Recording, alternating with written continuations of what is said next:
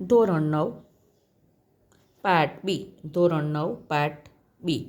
પાઠ બીમાં વિદ્યાર્થી મિત્રો તમારો પાઠ 15 છે જળ પરિવાહ. એમાં આપણે હવે કરીશું બ્રહ્મપુત્રા નદી પ્રણાલી. વિદ્યાર્થી મિત્રો, બ્રહ્મપુત્રા નદી પ્રણાલી, 3 નદી પ્રણાલી આપણે હતી: સિંધુ નદી પ્રણાલી, ગંગા નદી પ્રણાલી અને બ્રહ્મપુત્રા નદી પ્રણાલી. તો 3 ટૂંકનોંધ તમારે તૈયાર કરવાની છે. બ્રહ્મપુત્રા નદી પ્રણાલી. બ્રહ્મપુત્રા નદી તિબ્બતમાં આવેલા માનસરોવરની પૂર્વમાંથી તથા સિંધુ અને સતલુજના મૂળની નજીકથી નીકળે છે. વિદ્યાર્થી મિત્રો, સાથે સાથે હું તમને નકશો પણ કરાવતી જાઉં છું. જુઓ વિદ્યાર્થી મિત્રો, તો આપણે બ્રહ્મપુત્રા નદી પ્રણાલી ભણીએ છીએ. એમાં હું સૌથી પહેલાં તમને નકશામાં બ્રહ્મપુત્રા નદી બતાવું છું. આ તમારી બ્રહ્મપુત્રા નદી છે. બ્રહ્મપુત્રા નદી તિબ્બતમાં આવેલા, ઉપર શું આપ્યું છે? અહીં તિબેટ આપ્યું છે. તો તિબ્બતમાં આવેલા માનસરોવરથી નીકળી, વિદ્યાર્થી મિત્રો અંદર સવારે બતાવ્યું હતું ને તમને માનસરોવર, બરાબર છે, આગલા પાઠમાં. તો માનસરોવરની પૂર્વમાંથી તથા સિંધુ અને સતલુજના મૂળથી, વિદ્યાર્થી મિત્રો આ તમારી સિંધુ નદી છે. અહીં પંજાબ રાજ્ય આવે, અહીં સતલુજ નદી અને સતલુજ નદી ઉપર ભાખડા નંગલ બંધાવે. ચાલો, તો બ્રહ્મપુત્રા નદી તિબ્બતમાં આવેલા માનસરોવરની પૂર્વમાંથી તથા સિંધુ અને સતલુજના મૂળની નજીકથી નીકળે છે. હવે તમે ટેક્સ્ટબુકમાં પણ જોતા જજો. તેની વધુ પ્રવાહ લંબાઈ ભારતની બહાર છે. આ નદી હિમાલયની શ્રેણીને સમાંતર પૂર્વમાં વહે છે અને નામચા બરવા પાસેથી અંગ્રેજી યુ આકારે વળાંક લઈ ભારતના અરુણાચલ પ્રદેશમાં પ્રવેશે છે. તો જુઓ વિદ્યાર્થી મિત્રો, પૂર્વ તરફ ઉપર અહીં ત્રિકોણ કર્યું છે ને, આ કયું શિખર છે? નામચા બરવા શિખર છે. અને પછી નામચા બરવા શિખર પછી અરુણાચલ પ્રદેશ, આ બ્રહ્મપુત્રા નદી છે. અહીં શું આવશે? અરુણાચલ પ્રદેશ આવશે. જુઓ વિદ્યાર્થી મિત્રો, ફરીથી વાંચું છું કે બ્રહ્મપુત્રા નદી નામચા બરવા પાસેથી અંગ્રેજી યુ આકારે વળાંક લઈ ભારતના અરુણાચલ પ્રદેશમાં પ્રવેશે છે. અને અહીં તે કયા નામે ઓળખાય છે? અરુણાચલ પ્રદેશમાં તે દિહાંગ. કયા નામે ઓળખાય છે? દિહાંગના નામે ઓળખાય છે. દિહાંગ, લોહિત અને કેનુલા જેવી શાખા નદીઓ, દિહાંગ, લોહિત અને કેનુલા જેવી શાખા નદીઓ મળીને અસમમાં પૂર્વ તરફ આપણા અસમ રાજ્યમાં કયા નામે ઓળખાય છે? તો અહીં તમને આપેલું છે બ્રહ્મપુત્રા નામે ઓળખાય છે. બરાબર. ચાલો વિદ્યાર્થી મિત્રો, હવે આપણે ટેક્સ્ટબુકમાં જોઈએ. બરાબર છે, તમે નકશો જોતા જાઓ કે આટલું જાણવું ગમશે. બ્રહ્મપુત્રા નદી એકમાત્ર પુરુષવાચક સર્વનામ બ્રહ્મપુત્રા નદી. તો આ બ્રહ્મપુત્રા નદી એકમાત્ર પુરુષવાચક સર્વનામ ધરાવતી નદી છે. એકમાત્ર પુરુષવાચક સર્વનામ ધરાવતી નદી કઈ છે? બ્રહ્મપુત્રા નદી, જેની લંબાઈ કેટલી છે? લગભગ 2900 કિલોમીટર છે. આ બ્રહ્મપુત્રા નદીને તિબ્બતમાં, અહીં શું આવશે? તિબ્બત. તિબ્બતમાં કયા નામે ઓળખવામાં આવે છે? એની બાજુમાં લખ્યું છે, જુઓ બેટા, તસાંગપો. તસાંગપોના નામે ઓળખવામાં આવે છે. અને બાંગ્લાદેશમાં, અહીં શું આપ્યું છે? બાંગ્લાદેશ, પડોશી દેશ છે આ બધા આપણા. બાંગ્લાદેશમાં જમુના તરીકે ઓળખવામાં આવે છે. તો ફરીથી બ્રહ્મપુત્રા નદીને તિબ્બતમાં તસાંગપોના નામથી અને બાંગ્લાદેશમાં જમુના નામે ઓળખવામાં આવે છે.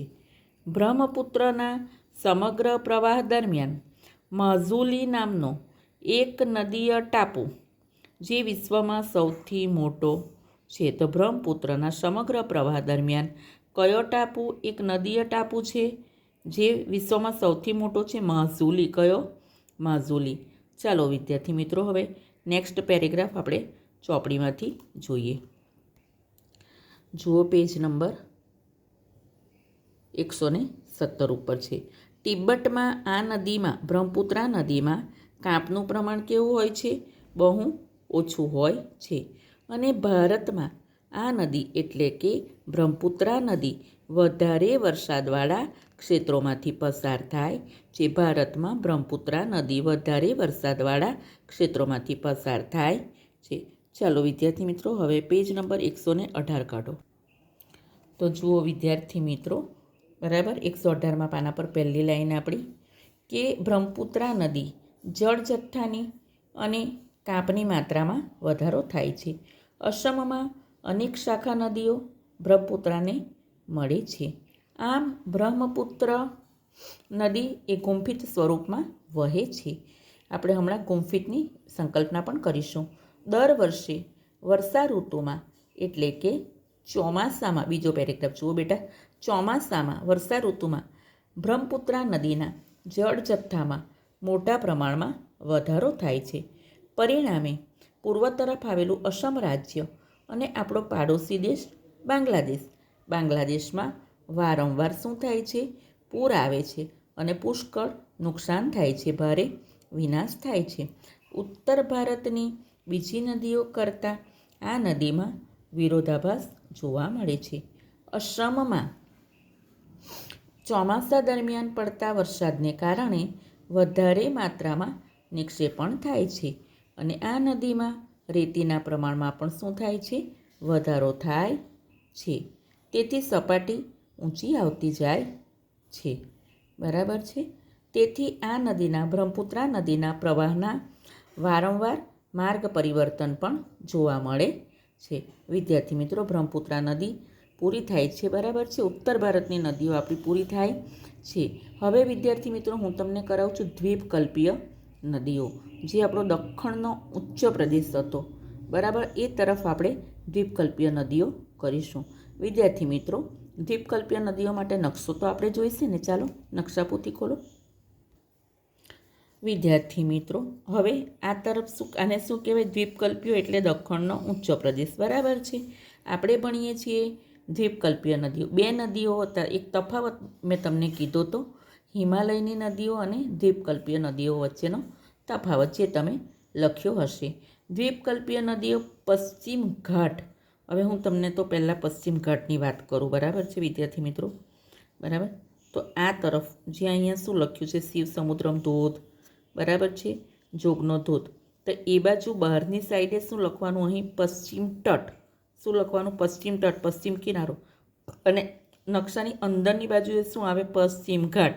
શું આવે? પશ્ચિમ ઘાટ. હવે સાંભળો, ચોપડી પણ લઈને બેસજો, હા ને, પેજ નંબર 118, બરાબર છે.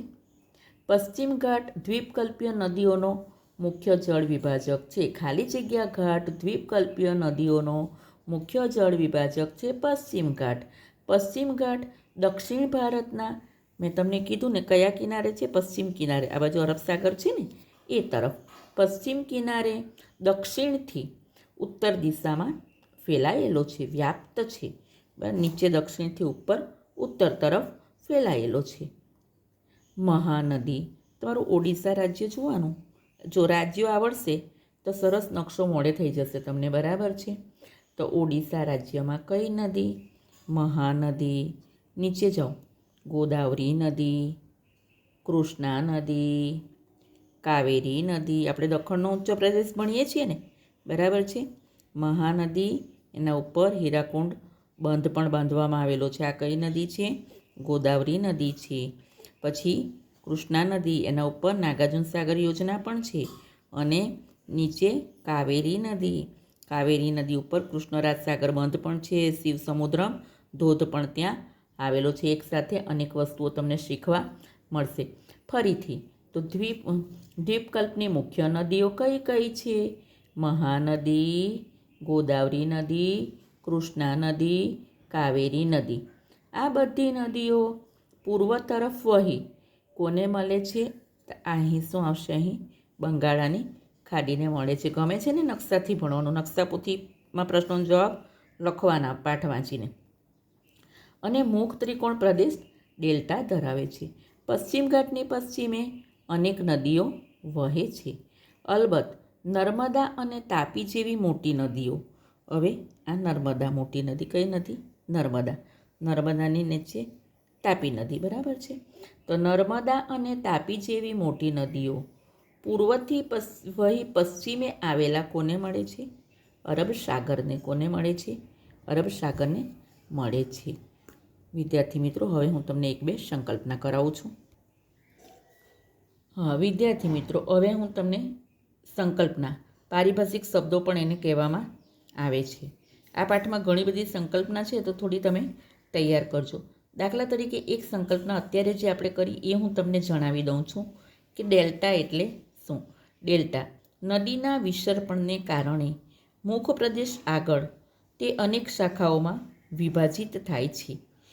નદીના વિસર્પણને કારણે મુખ પ્રદેશ આગળ તે અનેક શાખાઓમાં વિભાજિત થાય છે અને વિશાળ ત્રિકોણ આકારનો રસાળ ફળદ્રુપ ભાગ બનાવે છે. એને શું કહેવામાં આવે છે? ડેલ્ટા કહેવામાં આવે છે. એ ઉપરાંત એક અત્યારે આપણે ગુંફિત નદી કરી, બરાબર. હું ગુંફિત નદીની વ્યાખ્યા બોલું છું, તે સાંભળો. નદીમાં કાંપનું પ્રમાણ વધારે હોવાથી, નદીમાં કાંપનું પ્રમાણ વધારે હોવાથી નદી અનેક ફાટાઓમાં વિભાજિત થતી હોય અને તેને અનેક નાની મોટી નદીઓ મળતી હોય તેવી નદીને ગુંફિત નદી કહે છે. ફરીથી એકવાર બોલું છું, સાંભળો કે ગુંફિત નદી કોને કહેવાય?